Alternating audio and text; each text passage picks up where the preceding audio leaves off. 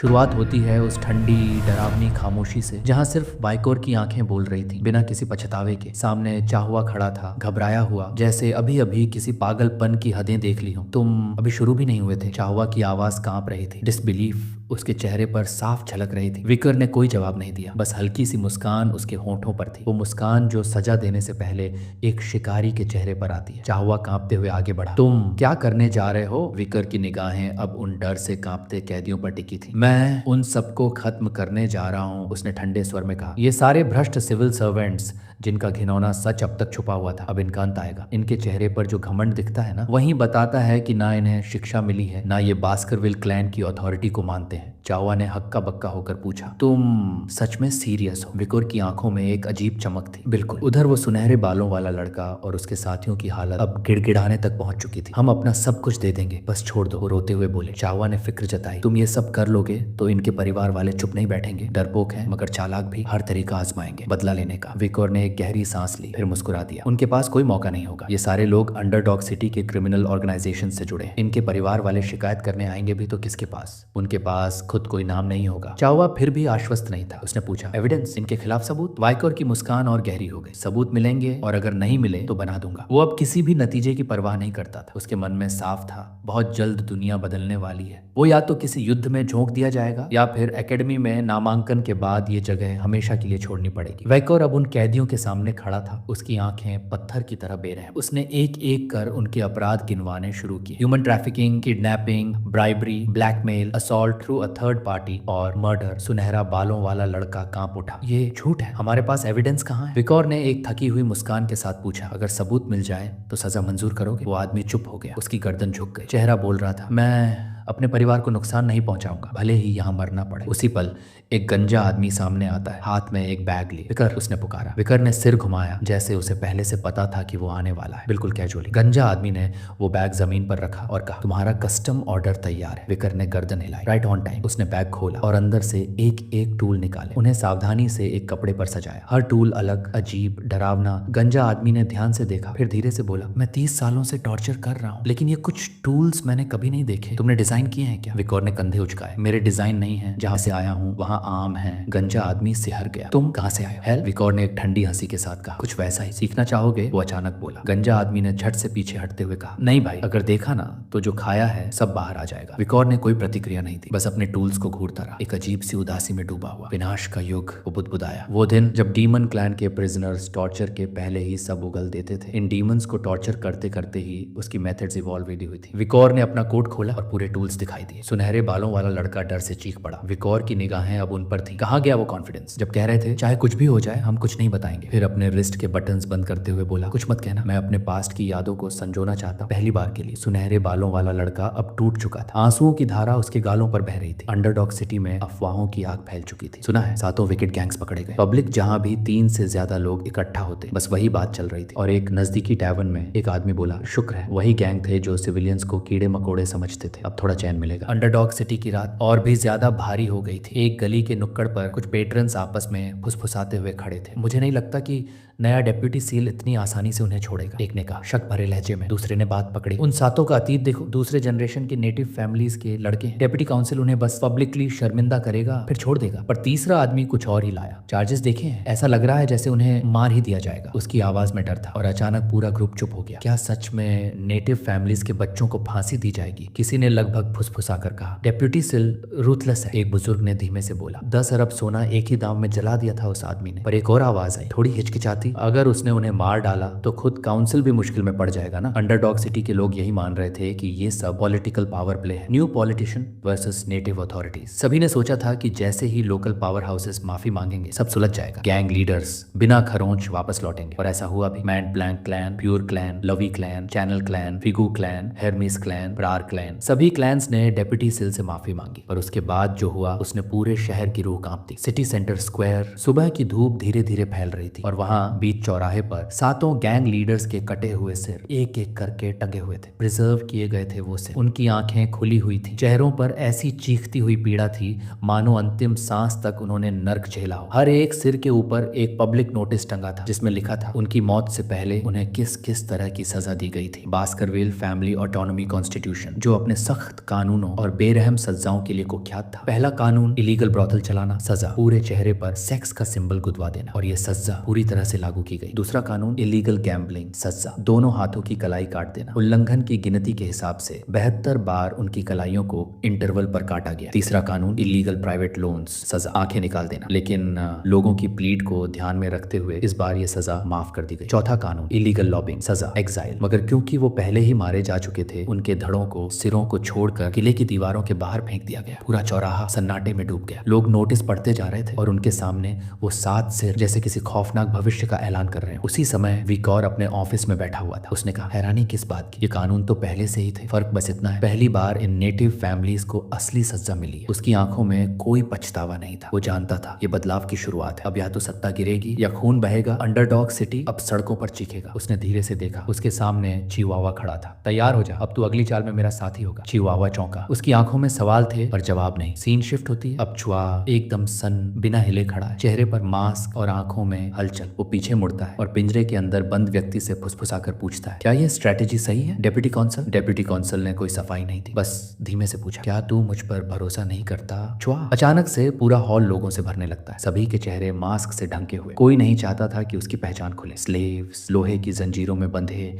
Line में खड़े, कुछ गिरते हुए, कुछ खिसकते हुए। चुआ की निगाहें सब पर घूमी और फिर थम गई उस एक जगह पर जहां विकर एक स्लेव केज के अंदर शांत बैठा था। चुआ एक कोने में खड़ा सोच रहा था, क्या डिप्टी कंसल को गुलाम बनाकर बेचना वाकई एक समझदारी भरा कदम था? अंडरडॉग सिटी की सड़कों पर जिंदगी सस्ती थी और इंसान बिकाऊ। बीच सुनसान में एक विशाल टेंट तना था। उसके चारों तरफ महंगे कैरेजेस इकट्ठा हो रहे थे, कुछ असली बायर्स और कुछ भेड़िए जो मासूमों की खाल में छुपे थे। यहाँ बिक रहे थे किडनैप्ड बारबेरियंस, नोबल्स और कॉमनर्स। सबको सजाया गया था जैसे वो किसी बाजार का कीमती सामान हो। कौन किस कीमत पर जाएगा ये अब नीलामी तय करेगी। लेकिन बास्करविल फैमिली को अब तक इस इलीगल स्लेव ऑक्शन की भनक भी नहीं थी। स्टेज पर खड़ा था एक तड़कता भड़कता ऑक्शनियर। उसने क्राउड का स्वागत किया जैसे वो कोई सर्कस हो। तभी उसकी नजर पड़ी चुआ के ग्रुप पर। उसकी आंखों में हल्की मुस्कान आई। उसने पहचान लिया मैन ब्लैंक क्लैन का सिग्नेचर ट्रेट। उनके आइडेंटिफिकेशन पेपर्स देखते ही उसने सिर झुकाकर सम्मान जताया। वो सेलर बनकर आए थे। पर ऑक्शनियर थोड़ा चिंतित भी था। उसने कहा, पिछली बार के गुलाम मैन ब्लैंक क्लैन को पसंद नहीं आए थे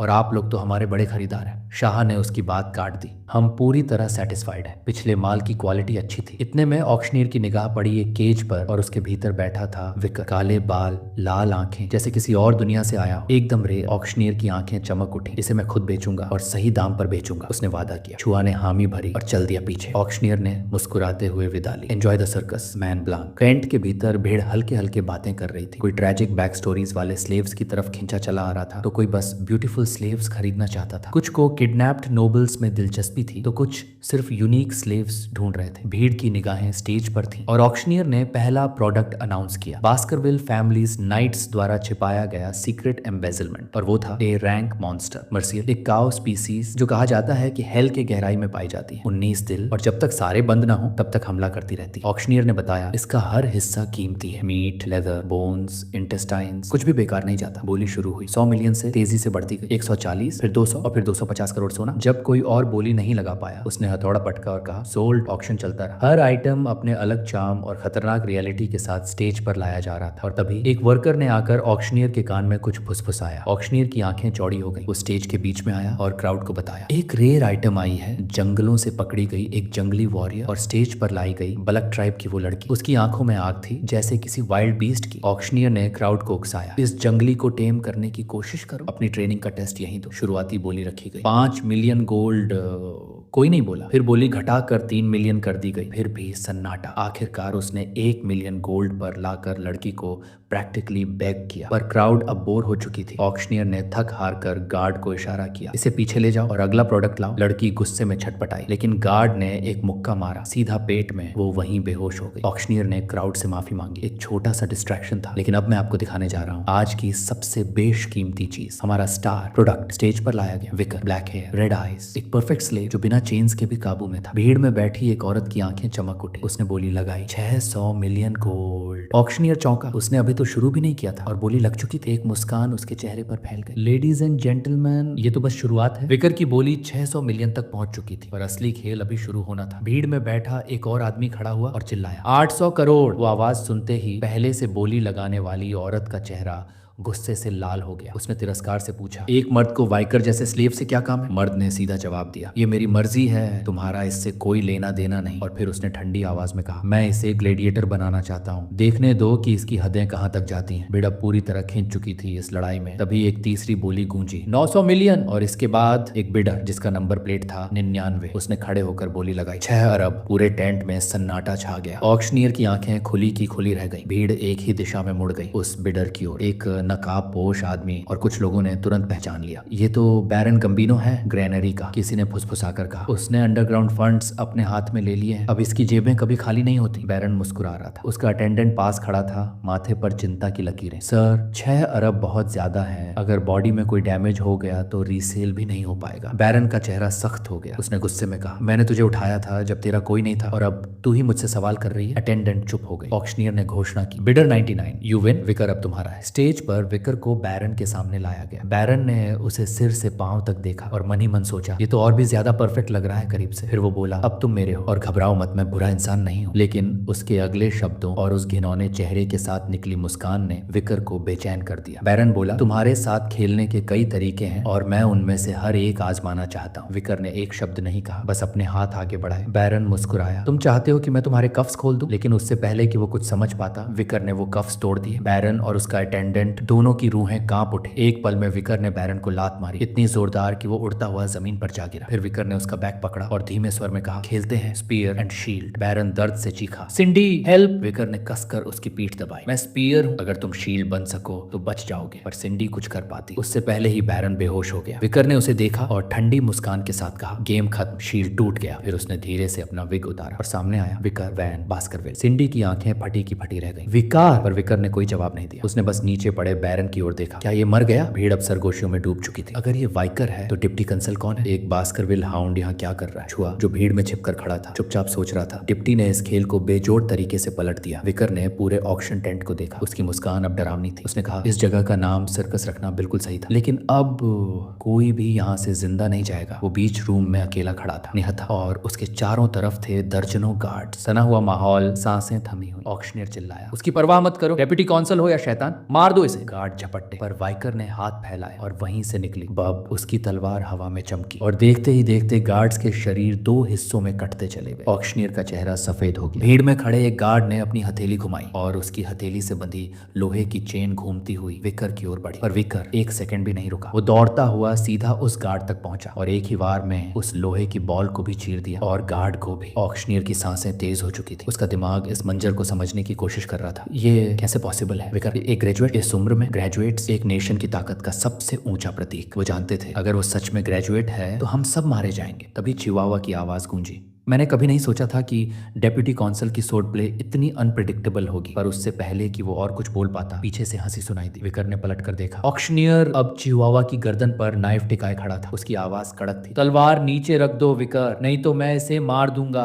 विकार ने कोई घबराहट नहीं दिखाई। वो शांत खड़ा रहा, नजरें सीधी। ऑक्शनियर और भी तिलमिला उठा। चिवावा की आवाज धीमी पर सख्त थी, विकर मेरी फिक्र मत करो, खुद को बचाओ। ऑक्शनियर ने उसका मुंह बंद करने की कोशिश की, पर चिवावा डटा रहा। विकर मुस्कुराया और धीमे से कहा, तू वाकई एक सच्चा साथी है। फिर उसने एक फ्लूट निकाली जो उसकी टांग से बंधी थी। ऑक्शनियर चौंक पड़ा, ये क्या करने वाला है? चिहुआ ने फ्लूट की ओर देखा और एक पल को उसकी आंखें चौंधिया गईं। विकर भीड़ के सामने आया और बिना किसी चेतावनी के फ्लूट को होठों तक लाया और पूरा दम लगाकर बजा दिया। पूरा टेंट गूंज उठा। लोगों ने अपने कान बंद कर लिए। चीखें गूंजी, बच्चे, औरतें, गार्ड्स सभी दर्द से तड़प उठे। आवाज इतनी भयानक थी कि दीवारें तक कांप गईं और फिर सब कुछ शांत हो गया। भीड़ ने धीरे धीरे आंखें खोली। ऑक्शनियर ने राहत की सांस ली। कुछ नहीं हुआ, ये बस डराने की कोशिश थी। एक ग्रेजुएट भी यहाँ कुछ नहीं कर सकता। पर उसी पल उसकी गर्दन के पीछे एक तलवार घुसी और एक ही झटके में उसका सिर उड़ गया। लोगों ने देखा, एक हुडेड फिगर खड़ा था, खून में डूबा। चिवावा की आंखें फटी की फटी रह गई। एक गार्ड चिल्लाया, तू कौन है? और हुडेड फिगर ने बस तलवार घुमाई। लाल एनर्जी की लहर निकली और वो गार्ड टुकड़ों में बट गया। बाकी गार्ड्स थरथरा उठे। विकर मुस्कुराया, उसे केओस बहुत पसंद था। तभी और भी हुडेड फिगर्स वहां प्रकट हुए, दर्जनों की तादाद में। हर एक के शरीर से निकल रही थी घातक ऑरा। उनकी आंखें बर्फ की तरह ठंडी और जानलेवा। एक गार्ड ने घबरा कर कहा, ये कहीं वो तो नहीं? दूसरे ने कांपती आवाज में प्रार्थना की, भगवान करे ये वो ना हो। पर सब कुछ साफ हो गया जब सिंडी वेंडी ने उनकी छाती पर नजर डाली, एक दांत का निशान। उसने कांपती आवाज में कहा, ये हैं एम्पायर के सबसे खतरनाक knight order annihilation experts, basketball clan की सबसे ब्लड थर्स्टी फोर्स। हर एक ग्रेजुएट पिटबुल नाइट ऑर्डर मैदान में उतर चुका था। तभी उनमें से एक नाइट सिंडी के पीछे आया, तलवार निकालने ही वाला था। सिंडी का दिल धड़कने लगा। मैं यहाँ नहीं मर सकती, नहीं। पर उस एक पल में विकर सामने आ गया। उसने हाथ उठाया, उसे मत मारो। नाइट रुका और धीरे से झुक गया। वो वाइकर को सम्मान दे रहा था। वाइकर की आवाज अब आदेश बन चुकी थी, बाकी सबको चीर दो, पर जो लोग जमीन पर पड़े हैं बिना लड़े उन्हें मत मारो। पर विकर ने आखिरी चेतावनी दी थी, जो भी जमीन पर पड़ा है अगर उसने जरा भी हिलने की कोशिश की तो उसे वहीं काट देना। नाइट ने सिर झुकाया, आज्ञा मिली और पूरी होगी। फिर वो पल भर में गायब हो गया। विकर ने चैन की सांस ली। उसे खुशी थी कि वो बिना किसी परेशानी के पिटबुल ऑर्डर को लेकर आ सका, क्योंकि ह्यूको को मिलिट्री ताकत को लेकर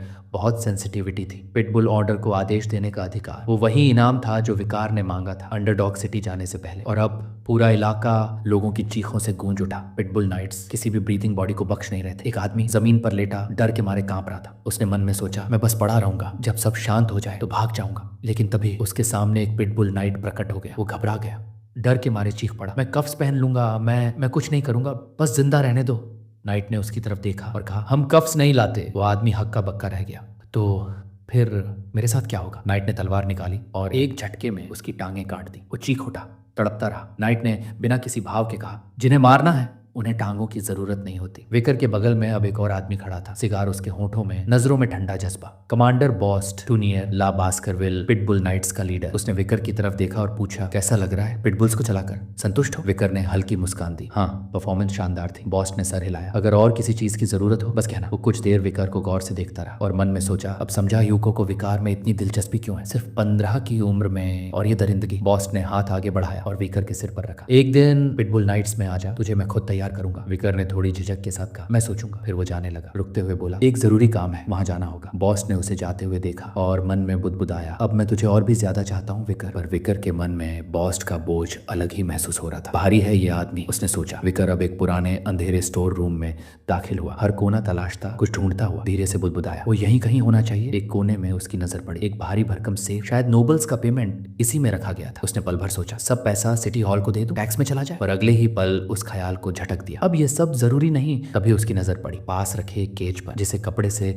ढका गया था। अब उसकी आंखों में एक अलग ही डिटर्मिनेशन था। धीरे से वो केज के पास गया, कपड़ा हटाया और उसके नीचे एक लड़की पड़ी थी, घायल, जख्मी, कांपती हुई। आंखों से आंसू बह रहे थे और दर्द में वो धीरे से करा रही थी। विकर ने गहरी सांस ली और कहा, किस्मत वाली है तू। फिर उसने एक पोशन निकाला जो उसे नाइट ऑर्डर से मिला था। मुझे पसंद आया तो दे दिया बस, उसने बुदबुदाया। विकर ने पोशन को उसके मुंह में डाला और उसका असर पल भर में दिखा। छोटे सूजन नीले निशान धीरे धीरे गायब होने लगे। लड़की की आंखें कांपती हुई खुली, पर जैसे ही उसने विकर को देखा वो पीछे हट गई डर से। विकर ने हैरानी से पूछा, क्या हुआ, डर क्यों रही है? पर लड़की चुप थी, बस उसकी आंखें सवालों से भरी थी। विकर खड़ा हुआ और केज का ताला खोल दिया। बारबेरियन भाषा में आदेश दिया, जा, तू अब आजाद है। लड़की ने उसकी तरफ देखा। शायद वो समझ चुकी थी कि विकर क्या कहना चाहता है, पर उसकी आंखों में अब भी उलझन थी। विकर का चेहरा गुस्से से नहीं बल्कि फर्ज से सख्त था। उसने बारबेरियन भाषा में उस लड़की की ओर इशारा करते हुए फिर से कुछ कहा। इस बार आवाज में आदेश था, भाग जाओ अभी के अभी। लड़की ठिठकी। उसने कुछ कहा अपनी मातृभाषा में, पर विकौर कुछ भी नहीं समझ पाया। उसने हल्की मुस्कान के साथ सिर हिलाया। मुझे तुम्हारी भाषा पूरी तरह नहीं आती, लेकिन मैं जानता हूँ तुम्हें यहाँ नहीं रहना चाहिए। वो जाने लगी, लेकिन एक पल को रुकी, पीछे मुड़ी और कुछ कहा। विकौर उस वाक्य का मतलब नहीं जानता था, लेकिन उसके चेहरे के भाव, उसकी आंखों की नमी इतना कह रही थी, शायद उसने मुझे धन्यवाद कहा है। विकौर अब अकेला था। उसने एक और कपड़ा निकाला और असली वजह सामने आई, जिसकी तलाश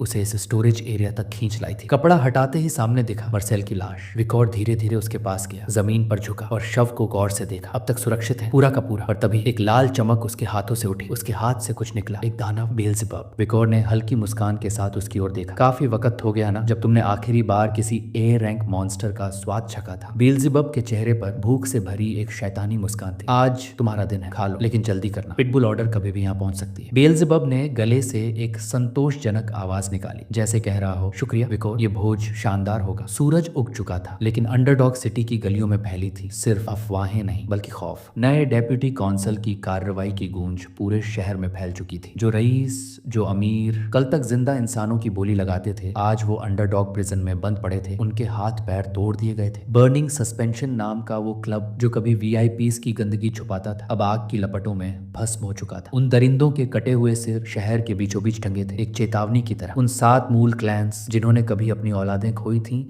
उन्होंने वाइकर को लिखित विरोध भेजे, लेकिन जवाब इंपीरियल फैमिली की सबसे सख्त मनाही के बावजूद जो गुलामों की खरीद फरोख्त में शामिल था उसका अंजाम सिर्फ मौत है। सारे लेन देन के कागज, बैंक ड्राफ्ट, लेजर बुक्स सब जब्त हो चुके थे। बास्करविल क्लैन पूरे मामले की जांच इंपीरियल फैमिली को सौंपने वाली थी और जब शब्दों ने हार मानी तो सातों फैमिलीज के पेट्रियार्क्स खुद झुक कर आए उसी आदमी के सामने जिसने उनके बेटों को मारा था। विकोर ने सिर्फ एक बात कही, बर्निंग सस्पेंशन में जो ब्लैक लेजर्स मिले थे उनके मुताबिक बास्करविल सेल्फ रूल के अंतर्गत तुम सबकी जायदाद जब्त की जाएगी और देशद्रोह के तहत तुम्हारी 3 पीढ़ियां खत्म कर दी जाएंगी। अंडरडॉग सिटी की फांसी की जमीन गुनहगारों के खून से सराबोर हो चुकी थी, पर नतीजा सरकारी दफ्तरों को अब नए लोग चाहिए थे, बेरोजगारी घटी, टैक्स का पैसा बढ़ा, वेलफेयर फिर से सांस लेने लगी। फर की स्टॉक प्राइस हर दिन ऊपर जा रही थी क्योंकि शहर के लोग अब खुद वाइकर की नीति में भरोसा करने लगे थे। च्वा धीरे धीरे चलता हुआ आया, हाथ में एक कॉफी कप। वाइकर अपने दस्तावेज देख रहा था जब च्वा बोला, सर आपके लिए कॉफी लाया हूँ। वाइकर ने बिना सिर उठाए जवाब दिया, तुम्हें मेरे लिए कॉफी लाने की जरूरत नहीं, तुम अब ऑफिस मैनेजर हो। च्वा मुस्कुराया, फिर गंभीर हुआ, पर अगर उस दिन आपने मुझे क्लाउन के चाकू से ना बचाया होता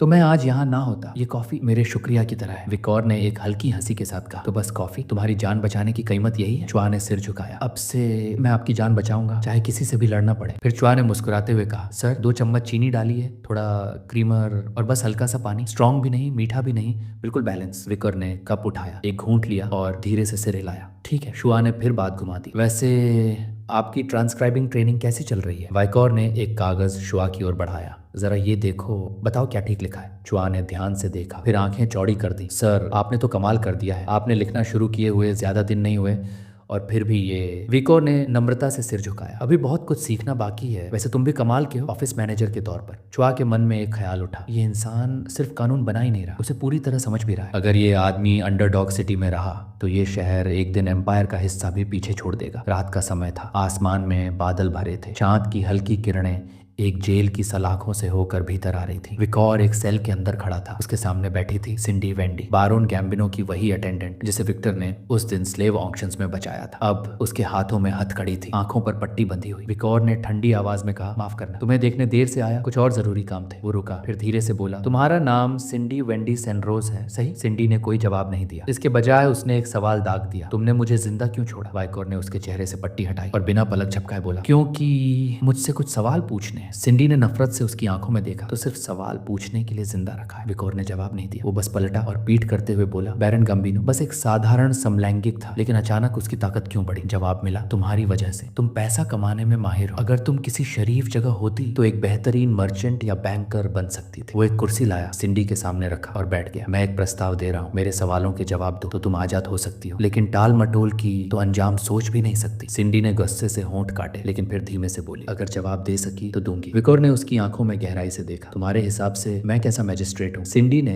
तिरस्कार से मुस्कुराते हुए कहा, क्या बात है, इस गंदे शहर को एक नामी मैजिस्ट्रेट मिल गया। वाइकोर का चेहरा गंभीर हो गया, अगर तुम मुझे गंभीरता से नहीं लोगी तो मैं अपना वादा नहीं निभा पाऊंगा। सिंडी ने गहरी सांस ली, फिर नजरें झुकाई, ठीक है, तुम्हारा काम अच्छा चल रहा है। वाइकोर ने चुपचाप उसे देखा, आंखों में एक ठंडी चमक उभरी और फिर अचानक वो मुस्कुराया, उठा और तेजी से उसके पास गया, उसका ठोड़ी पकड़कर चेहरा पास लाया और गहरी आवाज में पूछा, बताओ तुम ऐसा क्यों सोचती हो? सिंडी की आंखों में डर दौड़ गया, उसकी पलकों पर पसीने की बूंदें चमकने लगी। विकर ने उसे छोड़ दिया और फिर से पास की कुर्सी पर जा बैठा। बोलो सच बताओ। सिंडी ने दांत भींचे लेकिन बोल पड़ी, एक कंसुल होने के नाते विर्चू सबसे जरूरी होता है। तुम्हारे कानून, हाँ, वो स्ट्रीट क्रिमिनल्स को खत्म कर रहे हैं, तुम्हारी इज्जत भी बढ़ रही है, लेकिन लंबे वक्त में यही कानून आम लोगों की मौत और दर्द की वजह बनेंगे। फिर जो बचेगा वो होगा गुस्सा और नफरत। फिर उसने वाइकोर की आंखों में देखा, बास्करविल क्लैन तुम्हें तब तक स्वीकार करेगी जब तक तुम क्लैन लीडर से कम ताकतवर हो। जैसे ही तुम उनसे आगे बढ़ोगे वो तुम्हें मिटा देंगे। विकोर ने गहरी सोच में उसकी बात सुनी, तो अगर मैं इसी रास्ते पर चलता रहा तो लोग मुझसे नफरत करेंगे और बास्करविल मुझे खत्म करेगा, तो फिर मुझे अब क्या करना चाहिए? सिंडी ने एक आखिरी सलाह दी, जो भी सम्मान, जो भी कामयाबी तुमने यहाँ हासिल की है, सब कुछ बास्करविल क्लैन को लौटा दो, उनके लीडर को दे दो, ताकत छुपाओ ताकि तुम बच सको। सिंडी ने विकोर को गंभीर नजरों से देखा, अगर बास्करविल क्लैन से बचना है तो तुम्हें या तो लेनोर माउंटेन के लरू में जाना चाहिए या फिर एम्पायर के सेंटर में बनी एकेडमी में। वहाँ तुम्हारी उम्र और स्टेटस वाले लोग आम हैं, तुम अपनी पहचान छुपा सकते हो, ताकत भी। वो एक पल रुकी, फिर शांत लहजे में बोली, जब समय आएगा तो बास्करविल क्लैन के लीडर को तुम्हारी जगह भुगतना पड़ेगा। विकोर कुछ देर चुप रहा, लेकिन अचानक हवा में कुछ बदल गया। सिंडी ने महसूस किया खून और हिंसा की एक लहर उसके शरीर से टकराई। उसकी रीढ़ में ठंड दौड़ गई। विकोर की आवाज गूंजी, तुम जो कह रही हो वो ठीक वैसा ही है जैसे किसी हंटिंग डॉग से कहो कि वो अपने मालिक की गर्दन काट दे। उसकी आंखें अब खून से लाल थी और शरीर से तेज किलिंग इंटेंट निकल रहा था। सिंडी ने उसकी तरफ देखा, पर उसकी आंखों में डर नहीं था, सिर्फ शांति। और यही एक रास्ता है बास्करविल की नफरत से बचने का। विकोर ने हल्की मुस्कान दी, मैं तुम्हारी बात याद रखूंगा, वैसे तुम्हारे ख्याल मेरे जैसे ही हैं। और फिर अचानक सिंडी की हथकड़ियां खुल गई। वो चौंक गई। तुम सच में मुझे जाने दे रहे हो? विकोर की आवाज ठोस और सीधी थी। मैं वादा निभाता हूँ। सिंडी उसकी बगल से गुजरी, लेकिन रुकते हुए बोली, उम्मीद है तुम आज का दिन कभी पछताओगे नहीं। लेकिन तभी विकोर की आवाज फिर आई, क्या तुम मेसा मजीनो क्लैन का नाम जानती हो? सिंडी रुक गई, पलटी। विकोर बोलता रहा, अंडरडॉग सिटी के फाउंडिंग क्लैंस सिर्फ 7 नहीं थे, एक 8वां भी था, मैं समझिनो, एक समृद्ध मर्चेंट क्लैन। पर उनकी समृद्धि एक जन्मदिन के दिन खत्म हो गई। उनके सबसे छोटे बेटे ने अपनी न्यूली लर्न्ड सोर्ड टेक्निक दिखानी चाहिए, और जो उसने दिखाया वो बास्करविल की सीक्रेट टेक्निक थी। सिंडी की सांसें थमने लगी। बास्करविल को यकीन हो गया कि उनकी top secret military info leak हो चुकी है और उन्होंने अपने हंटिंग डॉग्स छोड़ दिए। मेसा मगीनो क्लैन मिटा दी गई। विकोर की आवाज अब और गहरी हो गई, लेकिन उस सारे खेल के पीछे कोई और था। 7 क्लैन के कुछ युवा बास्करविल की टेक्निक्स चुराकर मेसा मजीनो के बच्चे को दे चुके थे। सिंडी की आंखों में अब भीगापन आने लगा। तुम ये कहानी मुझे क्यों सुना रहे हो? उसने पूछा, हौले से मुस्कुराते हुए। विकोर ने जवाब नहीं दिया, बस धीरे से बोला, उस नरसंहार में एक बच्ची जिंदा बच गई थी, सिर्फ 1 साल की थी। उसे वहां से उठा लिया गया और फिर जो कुछ उसके साथ हुआ वो इतना घिनौना था कि मैं भी बयान नहीं कर सकता। सिंडी का चेहरा सख्त हो गया। वो मुड़ी, मुझे तुम्हारी कहानी नहीं सुननी। वो चलने लगी, लेकिन विकोर रुका नहीं। उस बच्ची के साथ जो किया गया उन 7 युवा मास्टर्स ने, लेकिन फिर एक दिन एक नए डेप्यूटी कल आया और उसने सब कुछ उजागर कर दिया। उन 7 को पकड़कर पूरी तरह से सजा दी गई, तड़पा तड़पा कर मारा गया उन्हें, और अंत में उन्होंने अपनी गलती मानी। उनके आखिरी शब्द थे, हमने जो किया वो घोर अपराध था, माफ करना। सिंडी थम गई, उसकी आंखों से आंसू बहने लगे। वो 7 मास्टर्स कौन थे जिन्होंने माफी मांगी? उसने फुसफुसाते हुए पूछा। विकोर ने उसकी तरफ देखा। उन्हें माफी उस लड़की से मांगनी चाहिए थी जो झूठा नाम लेकर जी रही है, सिंडी वेंडी सेनरोस, मेसा मगीनो क्लैन की इकलौती जिंदा वारिस। सिंडी कांप गई, उसकी आंखों में अब दर्द था और सवाल, लेकिन मैं कैसे मानूं कि उन्होंने सच में पछतावा किया जब तुमने खुद उन्हें यातना दी? उसकी आवाज टूटी हुई थी। विकोर ने एक जलता हुआ टॉर्च उठाया, फिर शांत लहजे में बोला, अगर यकीन करना है तो खुद अपनी आंखों से देख लो। वो सिंडी को लेकर उस पुराने प्रिजन सेल की तरफ बढ़ा जहां कभी वो 7 यंग मास्टर्स कैद थे। मौत से पहले दरवाजा खुला और अंदर जो था, सिंडी की आंखें चौड़ी हो गई। जमीन पर खून से लिखे हुए शब्द, हम ही थे जिन्होंने मेसा मगीनो क्लैन को तबाह किया, हमने अपराध किया, माफ कर दो। हर लाइन कांपती हुई, डर से भरी, खून से लिखा हुआ पछतावा। सिंडी की आंखों से आंसू बहने लगे, लेकिन तभी उसका शरीर कांपने लगा, उसे घिन आने लगी और वो वहीं उल्टी करने लगी। विकर पास आया, शांत खड़ा रहा। उनकी मौतें दर्दनाक थी, लेकिन मेसा मजीनो का बदला अभी खत्म नहीं हुआ। एक क्लैन अब भी बाकी है। उसकी आवाज ठंडी थी और आंखें पत्थर जैसी। सिंडी, तुम्हारे पास पूरा हक है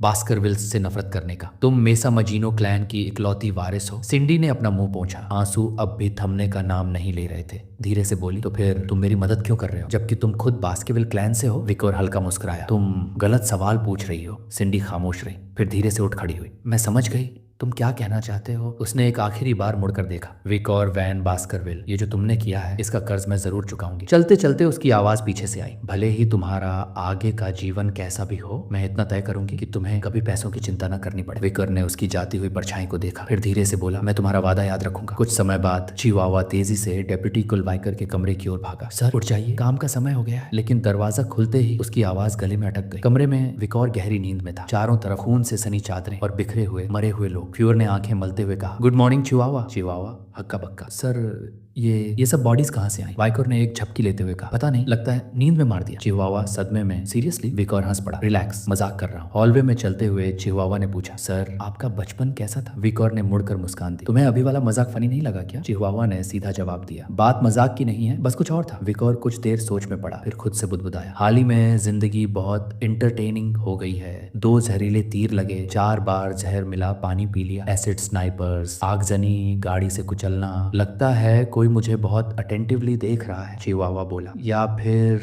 आप पागल हो चुके हैं। वाइकोर ने धीरे से अपने बाजू से निकली हुई तलवार बेअबब को देखा। तीनों स्किल स्लॉट्स फुल थे, burn injury, Cerberus, haemorrhage, hell hound, tough life, hellish buffalo river Styx. और टफ लाइफ की मदद से उसका शरीर इतना मजबूत हो चुका था कि अब ग्रेजुएट क्लास असैसिन्स भी उसकी खाल नहीं काट सकते थे। लेकिन हर दिन होते नए हमलों से वो तंग आ चुका था। विकर जानता था अब इन्वेस्टिगेशन शुरू करनी होगी। चिवावा उसकी बात से सहमत होकर मुस्कुरा दिया, लेकिन तभी तभी सामने एक कैरेज आकर रुकी। दोनों की नजर उस झंडे पर गई, बस्करविल का झंडा। विकोर की आंखें संजीदा हो गई। मैन फैमिली ने खुद भेजा है। कैरेज का दरवाजा खुला और कोई उतरने लगा। चिवावा ने जैसे ही उस शख्स को देखा, उसके माथे पर पसीना आ गया।